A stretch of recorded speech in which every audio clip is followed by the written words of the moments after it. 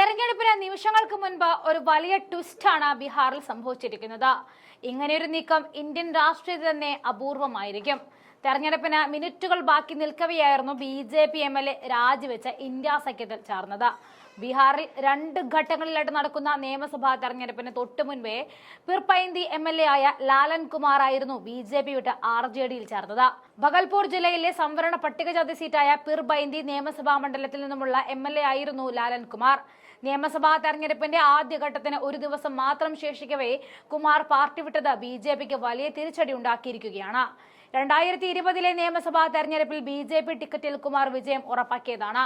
എന്നാൽ ഇത്തവണ BJP seat നൽകാത്തതിനെ അദ്ദേഹം അസ്വസ്ഥനായിരുന്നു. പകരം BJP മുരാരി പസ്വാനെയാണ് മത്സരിപ്പിച്ചത്.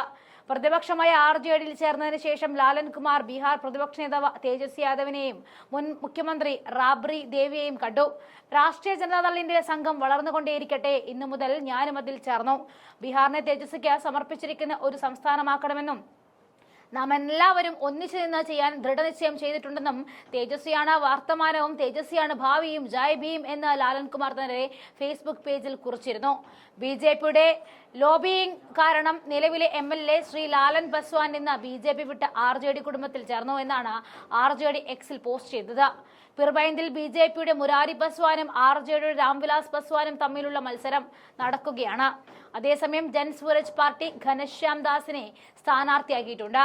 121 നിയമസഭാ സീറ്റുകളിലേക്ക് ഇന്നാണ് ആദ്യഘട്ട വോട്ടെടുപ്പ് നടക്കുക. ബാക്കിയുള്ള 122 മണ്ഡലങ്ങളിലേക്ക് നവംബർ 11 രണ്ടാം ഘട്ടത്തിൽ വോട്ടെടുപ്പ് നടക്കും. അതേസമയം വോട്ടിംഗ് ആരംഭിച്ചതിന് പിന്നാലെ കോൺഗ്രസിനും RJDക്കും വോട്ട് കിട്ടുന്ന സ്ഥലത്തെ വോട്ടർമാർക്ക് വോട്ട് റദ്ദാക്കിക്കൊണ്ടും തെരഞ്ഞെടുപ്പ് കമ്മീഷൻ ചെക്ക് വെച്ചു.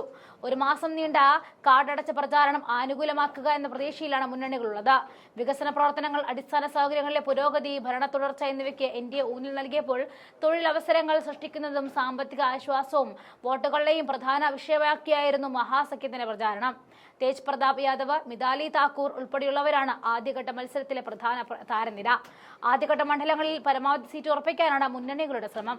2020 121 സീറ്റുകളിൽ 61 എടുത്ത മഹാസഖ്യം വിജയിച്ചു. മഹാസഖ്യം അധികാരത്തിൽ എത്തിയാൽ മുകേഷ് സഹാനി അടക്കം 4 ഉപമുഖ്യമന്ത്രിമാർ ഉണ്ടാകും എന്നാണ് സൂചന. 11-ാം തീയതിയാണ് രണ്ടാം ഘട്ട വോട്ടെടുപ്പ്. 14 വോട്ടെണ്ണൽ നടക്കും.